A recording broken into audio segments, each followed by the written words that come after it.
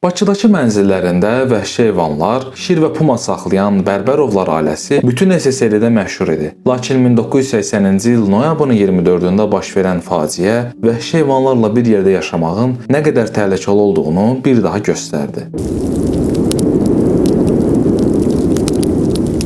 Bərbərovlar ailəsində ilk şir təsadüf nəticəsində peyda olmuşdu. Nina Bərbərova qızı Yeva ilə Bakı Zooparkında gəzərkən təsadüfən xəstə və anası tərəfindən atılmış bir şir balasını görür. Qızı Yevanın istəyi ilə Nina Bərbərova ailənin başçısı, ixtisasca memar olan Lev Lvoviç Bərbərovdan həmin şir balasını evə götürməyi xahiş edir. Heyvanlara xüsusi sevgisi olan Lev Lvoviç xanımının sözünü yerə salmır və zoopark işçilərinin icazəsi ilə şir balasını mənzillərinə gətirir. Tezliklə bütün ailənin sevilməsinə çevrilən şirə Ching, yəni kral adı verilir. Ching sakit təbiəti ilə seçilirdi və heç bir halda ətrafa aqressiya nümayiş etdirmirdi. Hər gün göz önündə böyüyən Ching artıq bir ildən sonra iri cüssəli, məğrur bir şirə çevrilmişdi. Bu zaman artıq o südlə deyil, ətlə qidalanmağa başlayır. Qeyd etmək lazımdır ki, 24 saat nəzarət altında olan Ching Bərbərovların mənzildə saxladıqları yeganə heyvan deyildi. Evin digər sakinlərini, sonralar Nina Bərbərova belə xatırlayacaqdı. Mənim ərim Lev Lvoviç hər cür heyvanı xoşlayırdı.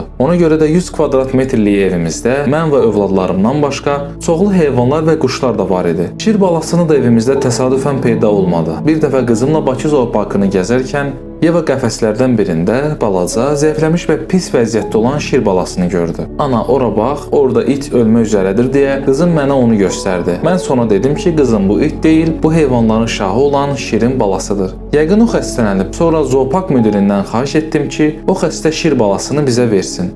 Bizim tanış veterinar həkimimiz var idi, Mikhail Smirnov. O bizə şirə qayğı göstərməklə yardım etdi. Ona təbii ki, heyvanların şahı olduğu üçün Ching adlandırdıq. Fikirləşdik ki, o böyüyüb güclənəndən sonra yenidən zooparka qaytaraq. Lakin Chingi zooparka qaytaranda az qaldı ki, maşını da aşırsın. Bizə dedilər ki, o daha nə zooparka, nə də ki, vəhşi təbiətdə yaşaya bilər. Məcbur olub onu mənzilimizdə saxlamalı olduq. Evlərində şir saxlayan Bərbərovlar ailəsi təkcə Bakıda deyil, bütün SSRİ-də məşhurluq qazandı. Bərbərovlar ailəsi haqqında bir neçə sənədli film çəkildi. Sovet alimləri isə ailənin şirlə yaşayışını elmi təcrübə kimi müşahidə edirdilər. Müəyyən mənada ev şirinə çevrilən Ching ətrafdakı insanlara təhlükə törətmədiyi üçün tezliklə kinolarda da yer almağa başladı. Ching tezliklə şir evdən getdi. Qız, oğlan və şir bu filmlər arasında ən məşhur olan İtalyanların Rusiyadakı qeyri-adi sərgüzəştlərində çəkilir. Lev Bərbərov isə öz memarlıq sənətini tərk edir və sırf Chingin kinoprodüseri kimi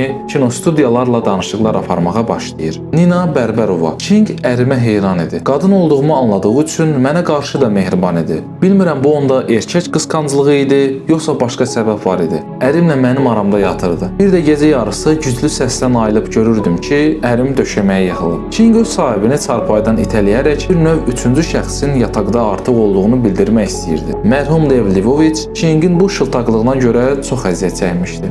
Vladimir Alekseyev deyirdi ki, Bərbərovların qonşuları şirlə qonşu olmaqdan heç də xoşal deyirlər. Bakının mərkəzində yaşayan ailənin ikinci mərtəbədəki mənzillərindən ətrafa pis qoxu yayılırmış. Bundan başqa Ching müxtəlif saatlarda heyvanların şahı olduğunu xatırlayaraq dəhşətli dərəcədə nərə çəkirmiş. Qonşuluqda yaşayan ailələr isə bundan qorxuya düşürmüşlər. 200 kiloqramlıq şirlə üzə gələn qonşular daim həyəcan və qorxu içində yaşayırdılar ki, bu son dərəcə normal bir hal idi. Nina Bərbərova: Bizim evin balkonundan binanın damına çıxış var idi. Biz oranı torla bağladıq ki, Ching küçəyə çıxa bilməsin və həmişə gözümüzün önündə olsun. Elə olurdu ki, biz yataq otağımıza daxil olub məni yaxud Levi çarpaydan qovurdu və beli üstə uzanaraq möhkəm yuxuya gedirdi. Səhər hamı ilə bir yuxudan durur, nahar edir və uşaqlarla oynayırdı. Uşaqlar ondan bığlarını dartır, onun belinə çıxaraq at kimi sürürdülər. Chinglə hər şey etmək olardı. O heç zaman incimirdi. Ching evdəki bütün heyvanlarla yola gedirdi. Gündə ona kilolarla ət, yumurta və balıq piyi lazım olurdu. Maaşlarımız böyük olmadığı üçün Chingi yemləməkdə çətinlik çəkirdik. Məcbur olduq ki, onun filmlərdə çəkilməsinə razı olaq. İtalyanların Rusiyada qeyri-adi sərgüzəştləri onun ən məşhur və sonuncu filmi olmuşdu.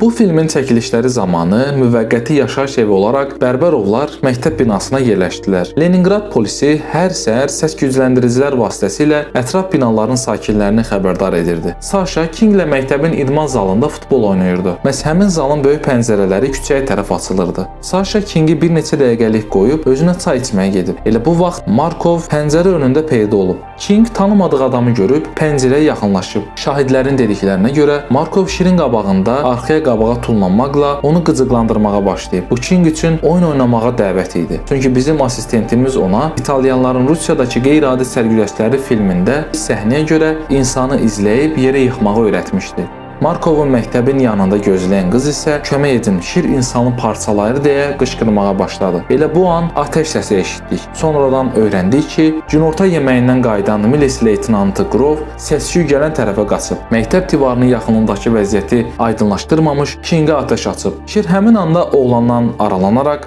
sınmış pəncərəyə doğru geri çəkilib. Lakin görünür ki, leytenant Grove həvəsə gəlib və daraqdakı bütün güllələri Kingin üzərinə boşaldıb. Tələbə Valentin Markov isə yalnız yüngül sıyrıqlar almışdı. Beləcə kino ulduzunun həyatı başa çatır, amma çox təəssüflənir, ağlayırdı. Filmin xarizdəki prokatından sonra King dünya şöhrəti qazanır, amma o öldükdən sonra.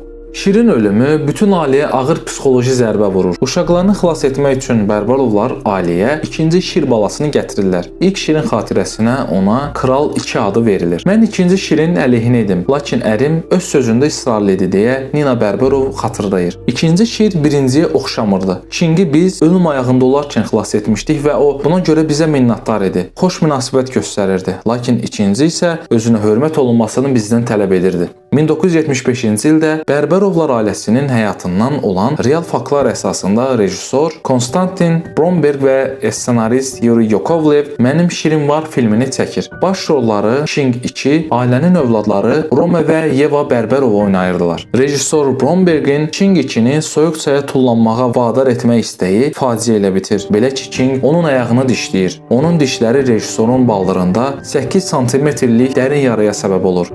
1978-ci ildə ailə başçısı Lev Lvovich infarktdan vəfat etdikdən sonra ailə şirik saxlamaqda çətinlik çəkməyə başlayır və buna görə də o Berlin zooparkına hədiyyə etməyi düşünür. Lakin bu baş vermir. King 2 Nina Bərbərovaya ağır xəsarətlər yetirir, oğlu 14 yaşlı Roman isə öldürür. Hadisə yerinə gələn milislər isə Şiri və Pumanı güllələyib öldürürlər. Nina Bərberova həmin gün mənim üçün kabusa çevrildi. Səhər nəşriyyata yollandım. Evimizdə böyütdüyümüz bütün heyvanlardan bəhs edən kitab çapı hazırlanırdı. Sonra və tələsdim ki, uşaqlar və heyvanlara yemək verim. Mənzilə daxil olanda tüstü iyi hiss elədim. King gözünü qəribə aparırdı və balkondakı tora doğru qaçdı. Liaya adlı pumamız isə divanda uzanırdı. Balkona yaxınlaşanda gördüm ki, alkoqolik qonşumuz plastmas yandıraraq Şirin üstünə atır. Bu vaxt oğlum Roma məktəbdən evə gəldi. Əvvəl ona yemək verdim, sonra isə Kingə yaxınlaşdım. Əti doğrayıb qabda onun qabağına qoydum. Bu zaman o mebelin üzərinə çıxaraq beli üstə oradan yerə düşdü. Sonra isə üstümə atıldı. Başımı dişlədi və arxası üstə yerə yıxdı. Anasının səsinə qaçan 14 yaşlı Roma Şirin boğazından tutub dartır. Lakin qaniyindən başını itirmiş King 2 anasının gözləri önündə